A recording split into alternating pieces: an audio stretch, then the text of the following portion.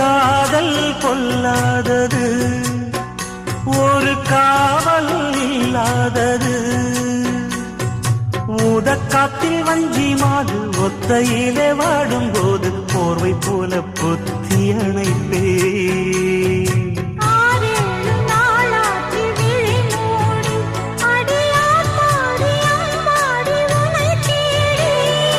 நீதானே மானே என் இளஞ்சோடி, உனை நீங்காது என்றும் என் உயிர் நாடி.